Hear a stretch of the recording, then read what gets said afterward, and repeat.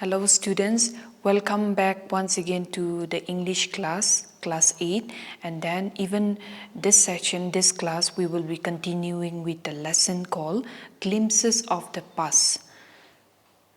So I hope you're ready with your textbooks, and let us now continue with the lesson. In the previous class, we have done till the third part of the lesson, isn't it? So the third part of the lesson, we saw that there was religious superstitions among the Indians, and then the Indian religious leaders, they were propagating about some social evils like untouchability and then child marriage, and then women were being discriminated. So women were confined basically to the four walls of the house. That means proper education was not given to women, and then they were being discriminated because child marriage was also prevalent, and then social evils like sati was also there. So that was the condition of the Indian society during the time of the British rule. So now if you can go to page number 38 in your textbook. We have done till the second comic strip, isn't it? So here in the third comic strip, we saw that the British people, they were discriminating the Indians, and then the Indian citizens or the Indian people, they were being used for very low positions or mere clerical jobs, and then the British people, they held the high positions, right? So that is how they were discriminated, and even among farmers also. Remember, India is an agricultural society, isn't it? So even during those times, agriculture was very prevalent, and the British East India Company, they levied high taxes on the Indian farmers. So the farmers' condition, they became poorer and poorer, okay? And here in the next picture, you can see that still the British invented other methods which gave them more profits. So the goods manufactured in England should not have any import duty when bought into India. A good idea, the East India Company's laws began to cripple Indian industries. So here in this picture, you can understand about the concept called drain of wealth. Okay, drain of wealth. So this is a very important concept that you need to understand. When I say drain of wealth, remember that Indian society consisted of farmers and the main occupation was agriculture, right? So what the British East India Company did was they would take out all the raw materials and collect it from India, and they will take it back to England. And in England, there were so many large factories and industries, so there they would make the finished goods. So when I say finished goods, it can be, examples can be the clothes that we wear, the things that we use in our everyday life, the furnitures, the books, all these are factory-made goods, isn't it? So there was a drain of wealth. No raw materials were kept in India, but it was all taken back to England, and then finished products were bought to India and sold at a very low rate. So the British economy, the British government and the country, they became richer and richer. And then the Indian economy, they became poorer and poorer. That is how the whole of India's wealth was drawn into England. So that is known as drain of wealth, okay? And I told you in the previous class also that before the British came to India, India was a very rich country, isn't it? But because of extreme drain of wealth, and because the British interfered in each and every aspect of the Indian life, our conditions became very bad, okay? If you look into the fourth part of the lesson, here you will see about a man called Raja Ram Mohan Roy. So he was a Bengali social reformer. So Bengali means he was from West Bengal, the present West Bengal, and then he was a social reformer. So when I say social reformer, it means somebody who wanted to transform the society in a positive manner. So remember, the Indian society had so many social evils like child marriage, discrimination against women, untouchability. All those were there because of lack of proper education, right? So this Raja Ram Mohan Roy, he was a social reformer and he was educated. So since he was an educated Indian, he knew the difference between right and wrong. So he taught people that, each and every religion, be it Hindu or Muslim or Christians, they always taught only about the good things. So we should take out the good things from each and every religion and then discard the bad ones. And then we should love and respect one another. So that's what he taught the people. And then it is said that he was very interested in science and technology. He was very curious to know about science and technology. And remember, the Hindu religion taught that it was bad, or it was, we would lose our religion if we go overseas, isn't it? Or out of the country, or traveled in the ocean. But this Raja Ram Mohan Roy, he went to England, okay? And he traveled abroad by sea. And then he went to England because he wanted to understand why the British people prospered so much. And then India was becoming poorer and poorer. So that is why he wanted to study about the British people. That is why he went there to England to study, okay? And then in the lesson, you will see a very important thing that Raja Ram Mohan Roy shares with us. Actually, he's doing a conversation with his wife. And then remember, this lesson is a comic strip, isn't it? So among the characters, among the different peoples that you see in the picture, there are conversations going on. They're talking with one another. So in your free time, you can, go more detail into the lesson, and you will understand better if you hear the explanations from this class, and if you can go back to your lesson and read in detail, then you will understand better, okay? So coming back to Raja Ram Mohan Roy, he was a social reformer, remember, and once he told his wife that, if you see the cow, then cows comes in different colors and stripes and shapes and sizes, isn't it? So cows are of different shapes and sizes and colors, but the milk that the cow produces, it's white in color, it's all the same, isn't it? So that is why, even in society also, each one should be treated equally, and then we should have equal respect for all the religions. So what Raja Ram Mohan Roy did was a very wise thing. He said that each religion talked only about the good things, so we should love and respect one another.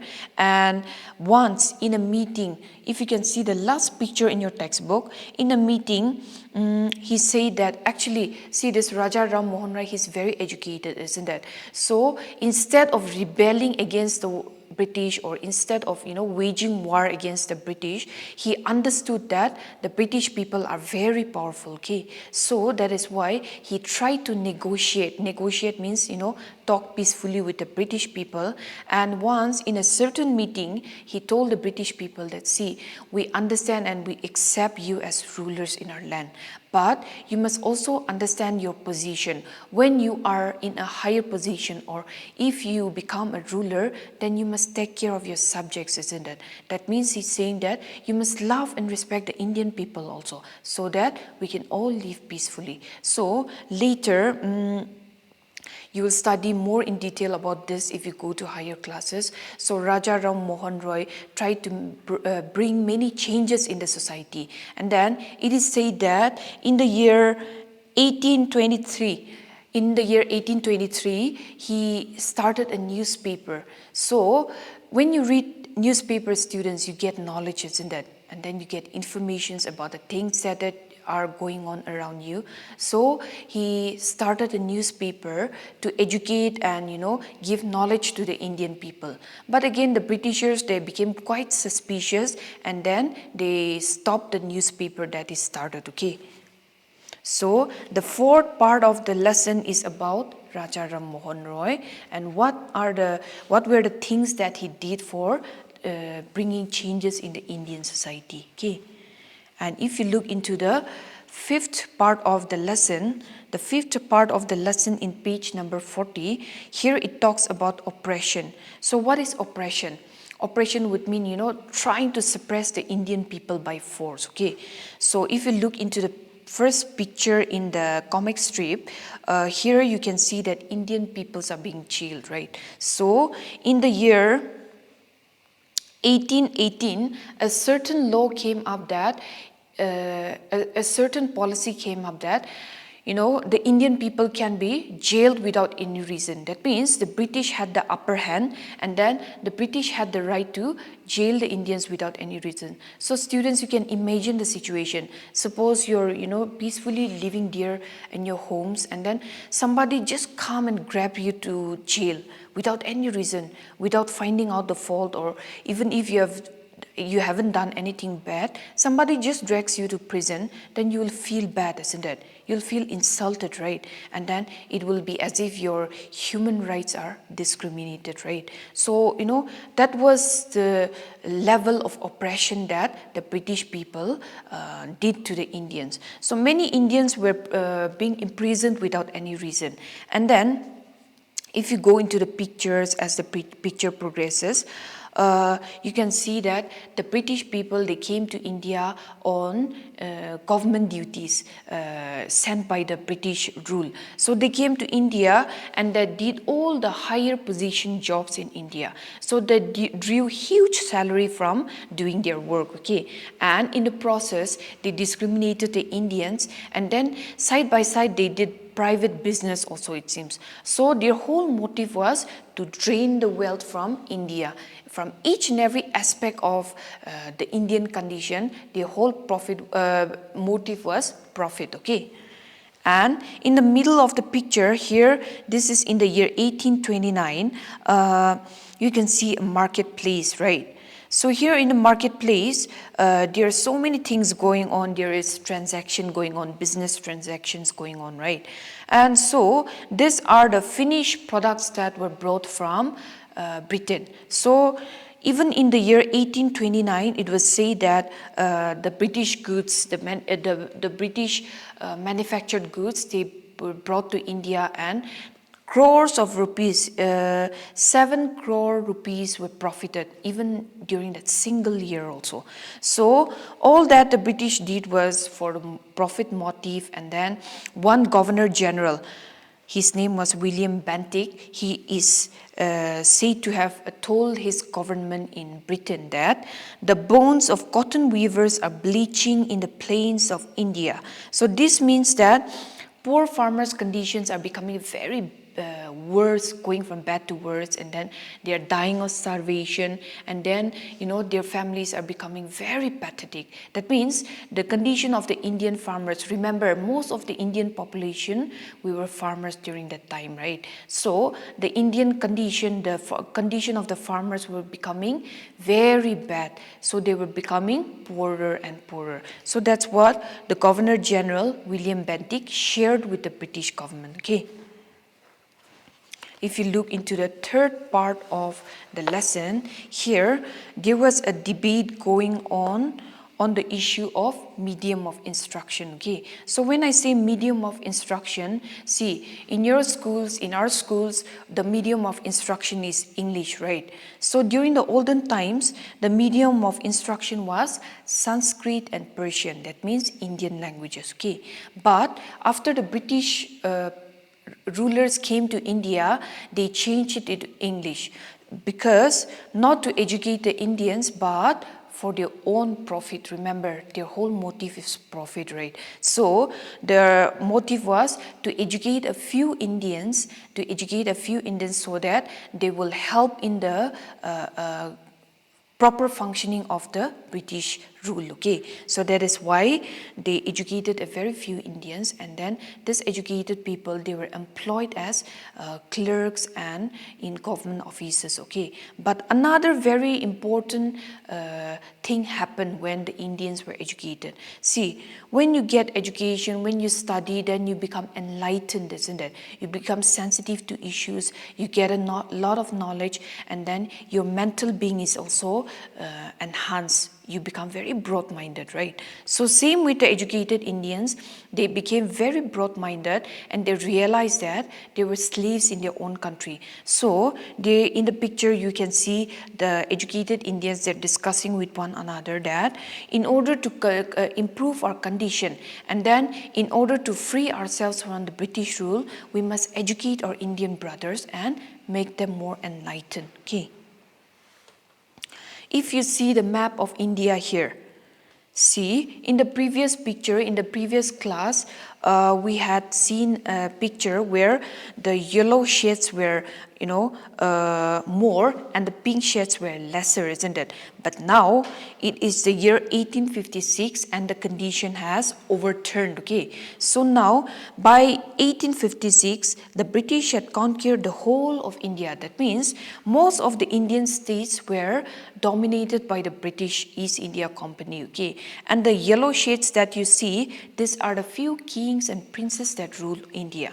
But they were just mere puppets. So when I say puppet, it means they were kings, they were sitting on the throne, but just for namesake. Actually, the whole thing, the whole political situation was controlled by the British East India Company, and then the princely states, the kings were there just for namesake, okay?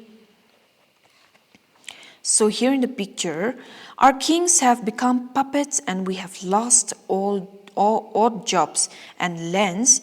They are converting our brothers. That means converting here would mean converting the Hindus and the Muslims into Christian religion by force. So the Indian people, they are very worried. The public, they are discussing among themselves that we should do something about this. Otherwise, they are affecting our religious life also. They are trying to change our society, and then all the wealth of our country is being drained to those that country, and then our condition is becoming very poor. So we should do something about this. If you go to the next page, the sparks, that means here it would mean the sparks of the revolt of 1857. That means before the incident happened, what were the things that angered the Indians and made them or compelled them to revolt against the British rule, okay? So in states like Bengal, heavy taxes were levied on the farmers and then the landowners. So in Bengal, Santals, they were a certain class of zamindars or landlords. Their rights were taken away, okay, their lands were taken away, and then they had to pay back taxes to the British. So they became very angry and they revolted against the British people. So if you can see in the picture, you can see farmers and landlords, they're burning the houses and they're revolting against the British people, isn't it? So that was the condition of the farmers and the landlords.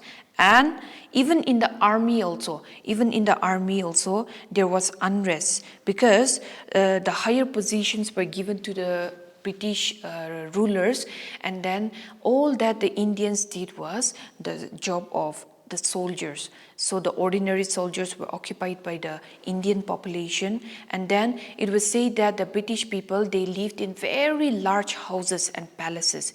That means their condition was very rich, isn't it?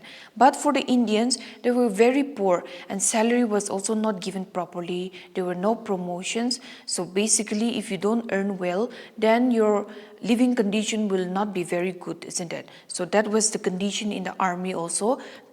So the Indian soldiers, they were not happy, okay? And then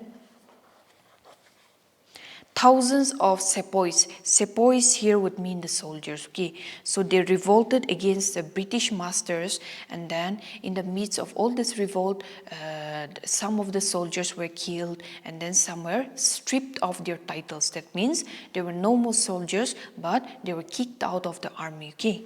And then there was unrest and unhappiness because of remember, the soldiers, they were mostly Indians, isn't it? So they were Brahmins also, and Brahmins, they are Hindus, so they are not supposed to take beef, isn't it? And I told you about a certain incident about the grease cartridges in the rifles of the soldiers that the guns that they were using. So the cartridges, it was smeared with the fat of cows and pigs. So it hurt the religious sentiments of the people, and then again they were very angry, okay.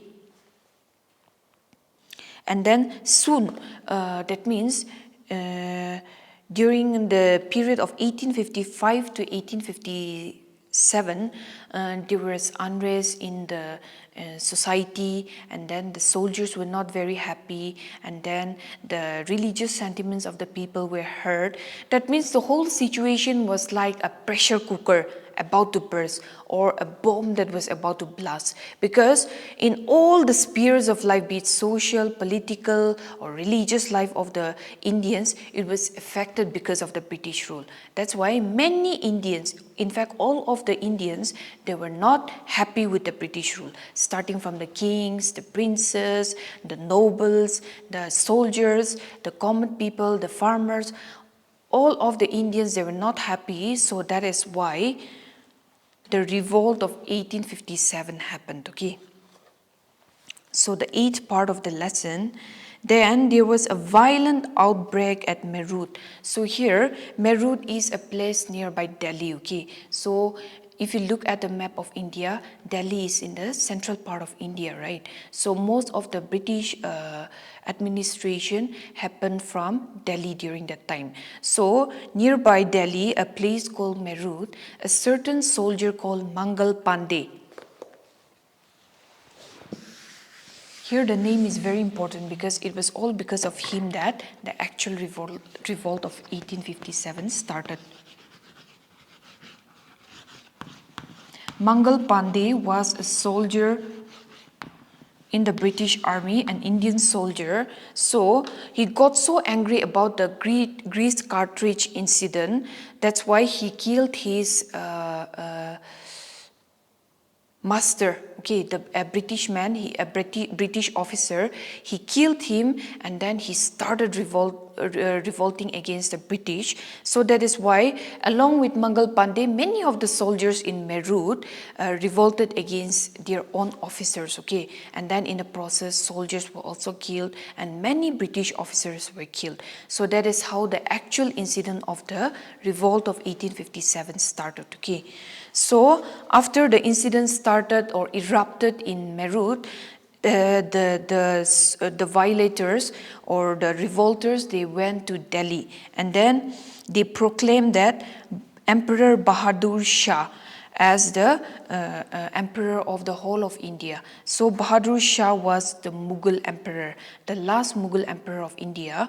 And see, the Mughal empire was a very powerful empire in the Indian history, right? There were so many powerful kings, and Bahadur Shah was the last one, okay? And why is proclaiming the leadership of Bahadur Shah is important? Because the Mughal emperor, this Bahadur Shah was the highest or the largest emperor.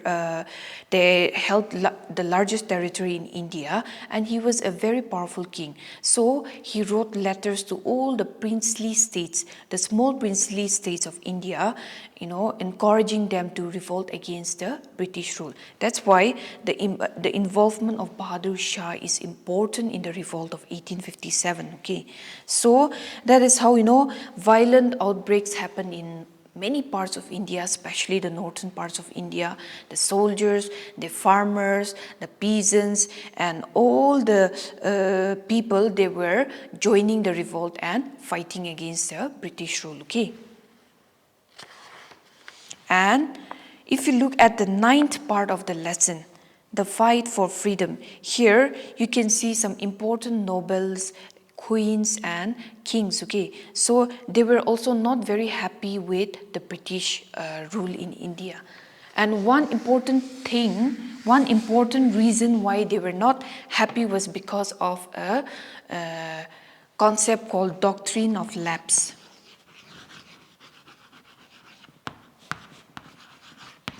Doctrine of lapse. So This was a policy of the British rulers to conquer the Indian states. Okay, so here in doctrine of lapse, under this policy, suppose if a king dies without an heir, H-E-I-R, heir. If a king dies without an heir, that means without a son, then immediately under the doctrine of lapse, the British rulers, the British East India Company, they can take back the kingdom. So that is how, because of the doctrine of lapse, many Indian kingdoms were affected, and it was taken under British rule by force because they didn't have proper heir. That means because they didn't have any son, the kingdoms were taken by force. Okay, so because of this doctrine of lapse, many Indian rulers, they were not happy, and one ruler was Begum Hazrat. So she was a ruler in Lucknow, and basically if a king dies, then sometimes if the children are very small, then the queen rules, isn't it? But under doctrine of lapse, that was not possible. So even her kingdom was taken by force, so she was not happy. Okay. And popular leaders like Maulvi Ahmadullah of Faiziabad. So Maulvi Ahmadullah was a leader from Faiziabad. So what he did was he encouraged his people under him to fight against the British rule, and then that was what he did. And then same kind of revolt started in places like Bareilly, Kanpur, and Allahabad. So there also those were the princely states during that time, and the leaders or the kings, they encouraged their people to fight against the British. Okay.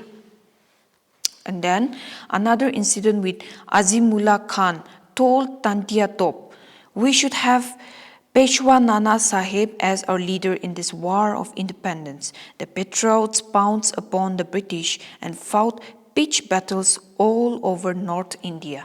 So the revolt of 1857 was very happening or popular or happened mostly in the northern parts of India. Okay, and then the Indian prince and kings, they also became a little wise, and instead of fighting with one another, they made plans so that they can join forces, they can join and support one another, and thereby fight against the British rule. Okay, if you look at the last picture of the lesson here, 80-year-old Kunwar Singh of Bihar received a bullet in his arm, and here he is proclaiming, "Mother Ganga, this is my last offering to you." So here in this picture, this is a picture of Kunwar Singh. Okay, so he was an 81-year-old leader from Bihar, and then while fighting against the British rule, against the British people, he got injured. And then you can see the Ganga River here in the picture, and then he is proclaiming to the Ganga River. Remember, for the Hindus, the Ganga River is a sacred river, isn't it? And then even if somebody dies also near the Ganga River, they cremate their bodies, right? So the Ganga River is very sacred to the Hindus, and here Kunwar Singh is saying that before dying, "Dear Mother Ganga River, this is my last offering to you." That means I'm giving my life as a sacrifice for our land. So that is the end of the lesson, and if you read the lesson here, most of the events are historical in nature, right? And you can relate it with your social science lessons also, right? But we must understand that if you read the comic strip altogether, if you read it in your free time, then many things were affected. The Indian population, the Indian subcontinent were affected because the religious, political, social, economic, and even personal lives were affected because of the British rule. And why is this lesson written in the form of a comic strip? You must have wondered, right? So a comic strip is important because if you look into the pictures and if you try to understand the pictures and study about the pictures, then things become more easier, and then you can remember the important dates also. That is why comic strips are important. And then if you can study the lesson and understand about important persons like Raja Ram Mohan Roy, Tantia Top, and then Kuwar Singh. All those people are important, and then this might come handy for your exam also. So you must remember that and read this lesson in your free time. And then comic strips are very helpful for students, it seems.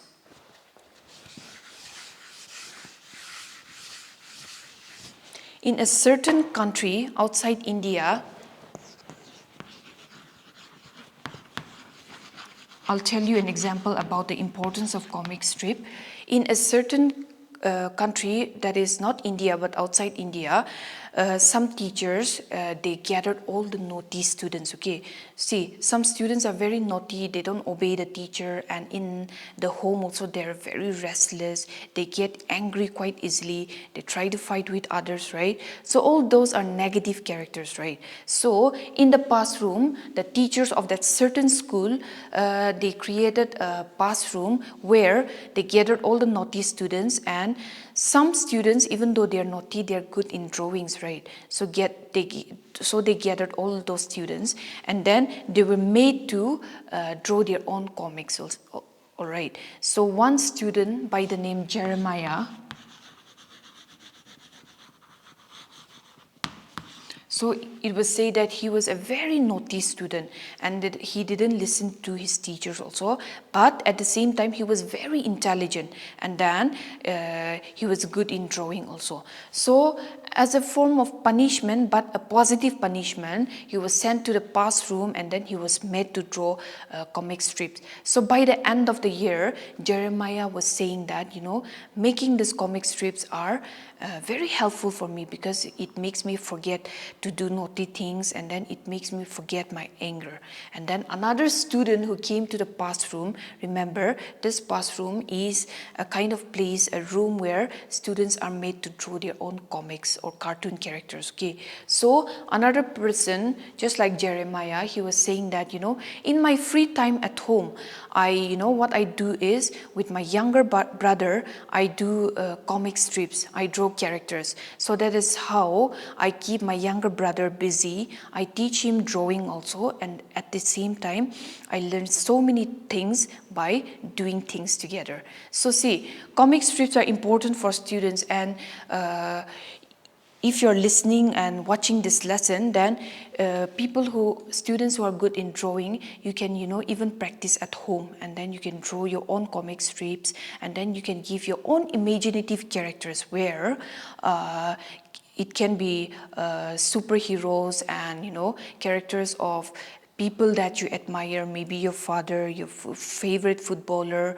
or your favorite actor. So that is how, you can develop a very positive character and then spend your free time also, okay? So that is the end of the lesson. And if you, like I told you earlier, if you study it at home, then you'll be able to understand it better. And your teachers must be giving you notes, right? So if you listen and watch the classes, and if you read the textbook and the notes, then you'll be able to understand the lesson better, right? So thank you so much. See you in the next class.